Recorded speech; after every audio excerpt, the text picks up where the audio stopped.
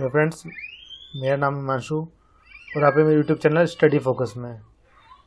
यहाँ पर हम लास्ट क्लास में कर चुके हैं डिमांड सप्लाई सब चीज़ें हम कर चुके हैं और कंज्यूमर इक्विलिब्रियम भी कर चुके हैं। सो आज की क्लास में हम पढ़ेंगे यूटिलिटी की यूटिलिटी होता क्या है। सो स्टार्ट करते हैं।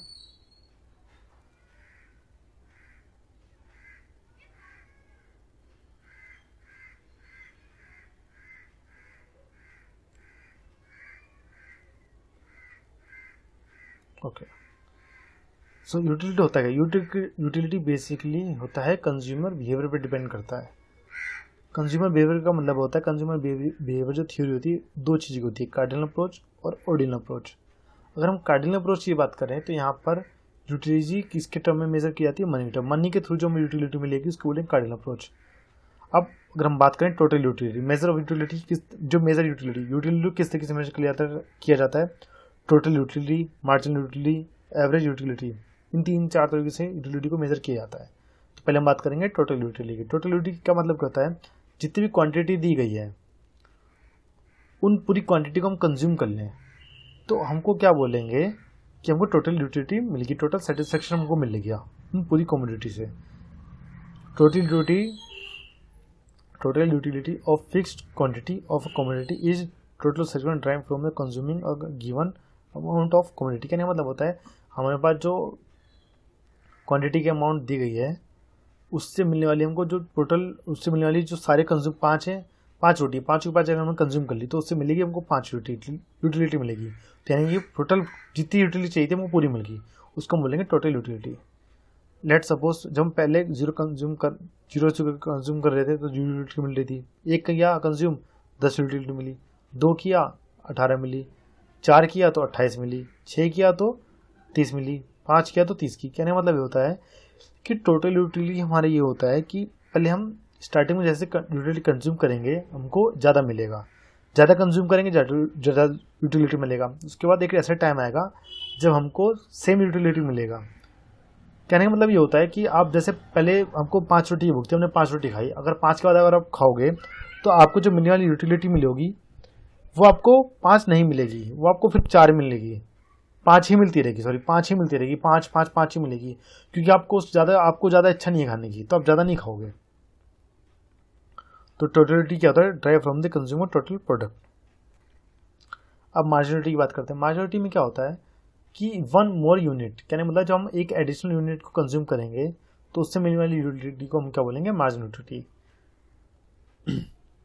मैं आपको इसका आगे एग्जांपल दूंगा। एक marginality change in totality due to consumption और मनी। कहने मतलब होता है मार्जिनलिटी चेंज कैसे होता है? मार्जिनलिटी चेंज ऐसे हो सकता है जब हम एक एडिशनल यूनिट कंज्यूम करें, जैसे हम 5 कर रहे थे, अब 6 करना चाहें तो 5 से 6 का मतलब होता है एक ऐड किया। मतलब मान लो कि हम पहले 10 कर रहे थे, अब हम 15 करने लगे, हमने 5 एक्स्ट्रा यूनिट ऐड किया। तो कहने का मतलब होता है टोटल यूटिलिटी कि जब एडिशनल यूनिट को हम ऐड करेंगे उसको बोलेंगे मार्जिनलिटी। मार्जिनलिटी का मतलब होता है टोटल यूटिलिटी जितनी थी उससे एक पहले वाला, उसको बोलेंगे मार्जिनलिटी। चेंज इन टोटलिटी में change in quantity. TUN plus में एन का मतलब TUN प्लस में इनका मतलब ये है कि मार्जिनलिटी फ्रॉम एन यूनिट। TUN का मतलब होता है मार्जिनलिटी फ्रॉम एन यूनिट, MUN का मतलब होता है मार्जिनलिटी फ्रॉम यूनिट। TUN माइनस का मतलब होता है टोटलिटी फ्रॉम N-1 यूनिट। कहने का मतलब होता है जो हमारे पास लास्ट टर्म है आखिरी वाला ये N है तो उससे पहले N-1 होगा, कोई एक इससे पहले वाला होगा, इससे पहले तो कोई एक होगा ही, तो उससे बोलेंगे जो आखिरी वाला टर्म होगा उसको बोलेंगे TUN-1। अब एवरेज यूटिलिटी हमारे निकल जाता है जो हमारे पास जो क्वांटिटी दी गई टोटल यूटिलिटी है उसमें से हमने जो यूटिलिटी कंज्यूम की है उसको बोलेंगे एवरेज यूटिलिटी। अब इस ग्राफ के थ्रू, अब टेबल के थ्रू हम समझते हैं एवरेज यूटिलिटी और मार्जिनल यूटिलिटी। कहने का मतलब होता है जब हम 0 बर्गर कंज्यूम करें तो हमको कुछ यूटिलिटी नहीं मिली, जब हमने 1 बर्गर यूज़ किया तो टोटल यूटिलिटी 40, 2 किया तो 72, ऐसे 5 किया तो 100, चौथा किया था हमने जब तो 100। इस तरीके से आप देख सकते हैं पहले यूटिलिटी हमारी बढ़ रही है यहाँ पर, फिर एक काम क्या हुआ ये यहाँ पर आके कांस्टेंट हो गई, पहले 40, 72, 92 बढ़ रही है, फिर 100, फिर हमको 4 रोटी की भूख थी इसलिए हमको क्या हो गया कि 100 मिल गया, फिर हमको 4 रोटी खा, फिर हम 5 खाया, फिर हमको चलो ठीक बराबर मिल गया, फिर हमने ज़्यादा और यूटिलिटी, फिर 6 कमोडिटी खाई तो हमको कम यूटिलिटी मिलने गई, 100 की बजाय हमको 80 मिलने लग गई। अब एवरेज यूटिलिटी कैसे निकलती है? एवरेज यूटिलिटी मैंने बताया था आपको, टोटल यूटिलिटी हमने जो कमोडिटी कंज्यूम की है उसे डिवाइड कर दो आप, तो 40 डिवाइड बाई 1 तो 1 आ गया। उसी तरीके से अब 100 को आप डिवाइड करोगे 4 से, हम चौथी यूनिट तो ही कंज्यूम कर रहे हैं, तो आ गया 25। अब मार्जिनलिटी का मतलब होता है एक एडिशनल यूनिट। पहले तो हम 40 ही कर रहे थे, अब हम 72 करने लग गए। अब तो 72 में से 40 गए कितने में से 32, हम इतनी यूटिलिटी एक्स्ट्रा ऐड करने लगे, इसको बोलेंगे मार्जिनल यूटिलिटी। पहले हम 40 कर रहे थे, अब 72 करने लग गए तो ज़्यादा करने लगे। जैसे यहाँ पर आप देखेंगे इसके पहले 100 कर रहे थे, फिर अभी 100 कर रहे हैं, तो वो यहाँ यूटिलिटी 0 होगी, 100/100 0 होगी। अब पहले 100 कर रहे थे, अब हम कितना करने लगे, अब हम 80 करने लगे, 20 कम करने लगे तो मान लेंगे -20। अब हमने जो ये टेबल पढ़ा, अब इस टेबल को हम ग्राफ के थ्रू समझेंगे। अब यहाँ पे आप देखेंगे इस ग्राफ की 3 स्टेज होंगे, और जो मैं स्टेज पढ़ाऊंगा इसी को हम क्या बोलेंगे, law of diminishing marginal utility. ये पेपर में आता जरूर है। तो law of diminishing marginal utility में 3 स्टेज हैं। अब पहला स्टेज बताता हूँ, स्टेज 1, जब TU increase, AU decreasing, MU decreasing. कहने का मतलब है, पहले मैं आपको टेबल बताता हूँ, उसमें क्या है कि आप देख सकते हैं जब पहला यूनिट आप कंज्यूम कर रहे थे तो आपको यूटिलिटी में कितनी मिली 40। दूसरा किया तो TU कितना मिला 72 यहाँ पर। तीसरा किया 92 यहाँ पर। चौथा किया 100, पाँचवा किया 100, चौथा किया 100, पाँचवा किया 100, यहाँ पर सेम है। छठा किया 80, यहाँ पे कम हो गया। तो यहाँ मतलब ग्राफ इस तरीके से बना हमारा।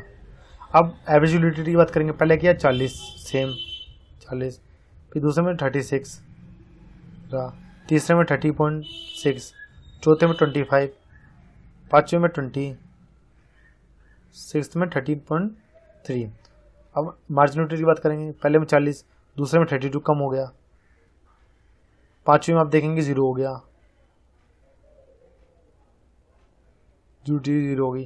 फिर छठे में हमको मार्जिनल यूटिलिटी में माइनस में चलेगी, हमको जितनी भूख थी उससे ज़्यादा हम खाने लगे तो माइनस में चली गई। अब आपको 5 रोटी की भूख है, अगर आप 7 रोटी खा लो तो आपको वो रोटी अच्छी लगेगी, आपको मन भाग जाएगा तो माइनस में चला जाएगा। अब यहाँ पे 3 स्टेज बन गए, आपको 3 स्टेज बताता हूँ। पहले स्टेज में क्या हो गया, टोटल यूटिलिटी इंक्रीज हो रही है, यहाँ पे आप देखेंगे इंक्रीज हो रही है यहाँ पर। तो उसी समय जब इंक्रीज हो रहा है तो एवरेज यूटिलिटी कम हो रहा है, तो डिक्रीजिंग, और मार्जिनलिटी भी क्या हो गया, डिक्रीजिंग हो गया। पहला स्टेज हो गया। दूसरे स्टेज में क्या हो गया, टोटल यूटिलिटी यहाँ पर क्या है, कांस्टेंट, आप देख सकते हैं कांस्टेंट है, तो मार्जिनल यूटिलिटी, एवरेज यूटिलिटी कितना होगा, डिक्रीज हो गया ये पॉइंट में। और marginal decreasing and going to 0, यहाँ से 4 से 5 देखो अब 0 की तरफ जा रहा है, यहाँ पे 0 हो गया। अब तीसरे स्टेज में क्या हुआ कि टोटल यूटिलिटी डिक्रीजिंग, यहाँ पे 0 देखो नीचे की तरफ जा रहा है, टोटल यूटिलिटी 0 की तरफ जा रहा है, लेकिन 0 नहीं आएगा कभी, टोटल यूटिलिटी 0 हो नहीं सकता। और यहाँ पे एवरेज यूटिलिटी डिक्रीजिंग, अब एवरेज यूटिलिटी यहाँ पे देखेंगे, यहाँ पे 0 की तरफ जा रहा है लेकिन 0 नहीं होगा, नीचे की तरफ जा रहा है, डिक्रीजिंग हो रहा है। Marginal utility decreasing and going to 0, going to negative, sorry negative तो चला गया। तो यहाँ पे 3 स्टेज बनाती है, उसको क्या बोलते हैं, law of diminishing marginal utility. और ये हमारे किसने दिया था, अल्फ्रेड मार्शल ने दिया था। तो मैंने अल्फ्रेड मार्शल ने बता दिया ये मनी की टर्म में किया जाता है, ये तो मैंने बता दिया। ओके, ये चीज़ें कब हो सकती हैं, ये चीज़ें तभी हो सकती है जब आप एक ही चीज़ को कंटिन्यूसली आप कंज्यूम करोगे, तभी आपकी law of diminishing marginal utility होगा, law of diminishing marginal utility. Okay, अब हम बात करेंगे ऑर्डिनल अप्रोच की। ऑर्डिनल अप्रोच में क्या होता है, यहाँ पे हम मनी की टर्म में नहीं देखते, यहाँ पे हम देखते हैं किसके टर्म में, रैंक के थ्रू। यहाँ पे हम इस तरीके से देखते हैं, मनी की टर्म में ना देख के करते हैं। तो मैंने ग्राफ बता ही दिया आपको। यहाँ पे कहने का मतलब होता है कि लॉ ऑफ डिमिनिशिंग में क्या, उसमें क्या था कि आप एक ही चीज़ को कंटिन्यू यूज करेंगे, उसको चेंज ना करें। आप मान लो पहले बर्गर थे और आप पिज्ज़ा खाने लग गए, तो आप कैसी यूटिलिटी निकालोगे, आप यूटिलिटी निकाल नहीं सकते, क्योंकि अब आप फिर पिज़्ज़ा खाने लगे तो उसकी यूटिलिटी पूरी निकाल ही नहीं पाओगे, भैंस की निकाल पाओगे, इसलिए आप एक ही चीज़ को यूज़ करना पड़ेगा। कार्डिनल अप्रोच में ये यूटिलिटी नॉट पॉसिबल, इसको मेजर नहीं कर सकते। क्यों, क्योंकि यहाँ पर आपकी 2 कमोडिटी को लेके किया जाता है, सेटिस्फेक्शन मेजर किया जाता है, इसमें कमी होती है लेकिन सेटिस्फेक्शन में भी। Product are consume with each other, कहने का मतलब है आप कैसे मेजर करोगे भाई। मेजर तो आप ये कह सकते हो कि नापो कैसे, नाप आप तभी सकते हो जो पैसों से नाप सकते हो आप, कि भाई 5 रुपये मुझे इतनी सेटिस्फेक्शन मिल रही है, 4 रुपये इतनी सेटिस्फेक्शन मिल रही है। अगर आप मैं ये बोल दूँ मेरे पास एक एप्पल है और एक मैंगो है, मुझे कैसे पता चलेगा सेटिस्फेक्शन किस में ज़्यादा मिल रही है? वो ऐसे पता चलेगा कि मुझे कोई चीज़ ज़्यादा टेस्टी लगी तो वो चीज़ ज़्यादा खाऊंगा तो उसको बोलेंगे कि मुझको इससे यूटिलिटी ज़्यादा मिल रही है। इसके रैंक के थ्रू बता सकते हैं। यहाँ पे consume should be each other to product को सेटिस्फेक्शन देंगे। ये रहा, इसको ऐसी करो। बेसिक यूटिलिटी मिली थी, इससे मिली थी 10, 2 मिली, इससे मिली 5, 3 मिली 4, 4 मिली 3, 5 मिली 2। कहने मतलब यहाँ पे अगर एक प्रोडक्ट से आपको 4 मिली, दूसरे प्रोडक्ट से आपको कभी यूटिलिटी 4 नहीं मिलेगी, बराबर यूटिलिटी नहीं मिल सकती। आपको कोई चीज़ ज़्यादा अच्छी लगेगी। अगर आपको कोई चीज़ ज़्यादा अच्छी लगेगी, आप ज़्यादा कंज्यूम करो तो ऊपर की तरफ चलाएगा, कम कंज्यूम करो तो आप नीचे की तरफ चलाएगा। आपका आईसी कर्व, आईसी कर्व को यही बोलते हैं। आईसी कर्व ग्राफिकली रिप्रेजेंट, यहाँ पे कहने का मतलब होता है डिफरेंस कॉम्बिनेशन ऑफ टू। यहाँ पे दो प्रोडक्ट को कंपेयर किया जाता है लेवल ऑफ सेटिस्फेक्शन से। जो आईसी होगा कॉन्वेक्स होगा। कॉन्वेक्स कैसे बोलते हैं? ऐसे। नेगेटिव कर्व, नेगेटिव कर्व इसलिए कि नीचे की तरफ जा रहा है, लेफ्ट टू राइट इस तरफ जा रहा है, लेफ्ट टू राइट। कोई एक्स एक्सिस को और वाई एक्सिस को टच नहीं कर सकता। दोनों जो होंगे, ये एप्पल है और ये मैंगो है, ये आपस में टच नहीं करेंगे। हाई ज़्यादा का मतलब यहाँ पे अगर ज़्यादा होगा ये आईसी कर्व तो इसका मतलब होगा ये देखो, तो इस पॉइंट में आपको ज़्यादा सेटिस्फेक्शन मिलेगा। दो IC curve never intersect which each other, आपस में काट नहीं सकते। बता दिया। अब क्वेश्चन की बात करते हैं। यहाँ पे कहने का मतलब ये होता है कि क्वेश्चन नाम का एक इकोनॉमिस्ट है, उन्होंने आपके 2 लॉ दिए। पहला लॉ था हमारा लॉ ऑफ डिमिनिशिंग मार्जिनलिटी जो हमने पढ़ लिया, और सेकंड था law of equi marginal utility, LEMU।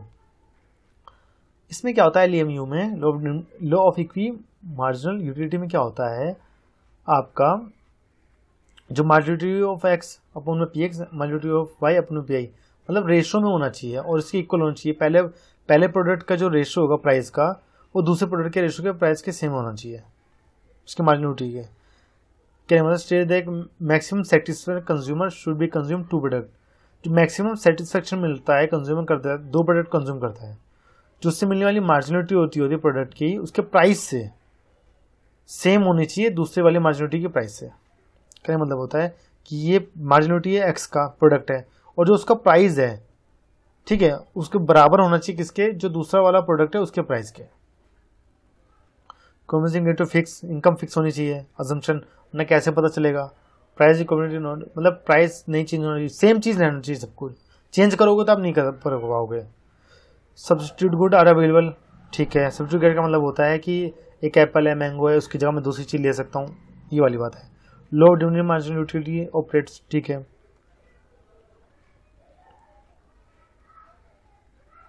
ये तो मैंने बता दिया। सिंगल प्रोडक्ट की बात करें, MUM का मतलब होता है कंज्यूमर ऑफ इन इक्विलिब्रियम। जो मार्जिनलिटी ऑफ एक्स है उसके प्रोडक्ट, उसका प्राइस है बराबर होनी चाहिए, तो दूसरा वाला मार्जिनलिटी है उसके प्राइस के बराबर होनी चाहिए, उसको बोलेंगे मैक्सिमम सेटिस्फेक्शन। अब मान लेंगे अगर MUM 1 मान ले, कंज्यूमर इक्विलिब्रियम अगर 1 मान लें, तो जो उसका प्राइस होगा वो हमारे क्या हो जाएगा, MUX इक्वल में PX। मैं मानता हूँ जैसे अगर मैं यहाँ पे 1 मान लूँ, जैसे लाइक यहाँ पे 1 मान लिया, तो यहाँ पर MUX